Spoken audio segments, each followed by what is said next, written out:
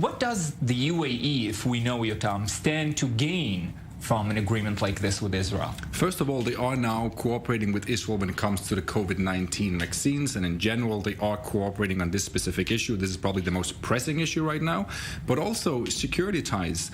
Israel is a high-tech hub in the Middle East, and the UAE stands to benefit a lot if they actually gain access to all of this know-how, this knowledge from Israel. And of course, Israel, on the other hand, stands to gain the diplomatic achievement. So in the recent hours, we've heard several loud explosions coming from the Gaza Strip behind us. We don't know what caused these explosions, but we do hear a report that it's another round of incendiary balloons exploding.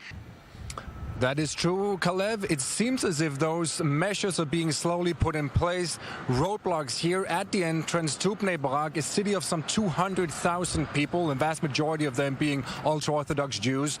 And as you can see behind me, the cameraman Michael will now show you the police car that is stopping people entering Bnei Brak. It really speaks volumes that Israel was so quick to let Lebanon know that they had nothing to do with it. And it has to do with the tensions between Israel and Lebanon, especially Hezbollah. A week ago, you and I sat here in the same studio, and the breaking news was about Hezbollah infiltration on the northern border. And the IDF, the Israeli military, has been on high alert on the border ever since.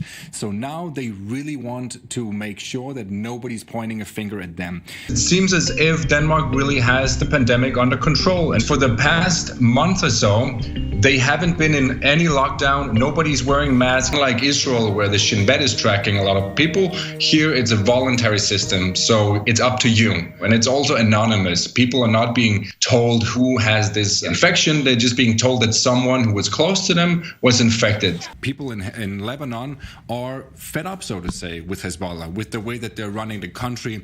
And they also, of course, they're suspicious of Hezbollah because they know that this particular military organization, terrorist group, if you will, they have a strong hold in the port of Beirut where the explosions happened. So not only are they under pressure because of the explosions and because of the possible responsibility, but also because in general they have been running this country to the ground.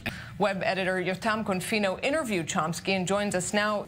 You're in Israel, so look at one of the most respected figures in Israel, now died, but you may know him, Yehoshua Leibovitz. With serious diplomacy, the U.S. could be going to not only the Europeans, but the Russians and Chinese as well. I don't think that we will fight with Iran. I mean, in the sense you're talking about a major confrontation with Iran.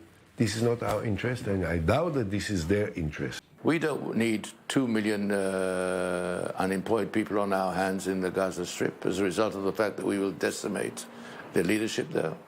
But this is not something that people can explain to the public unless you have a leadership which is strong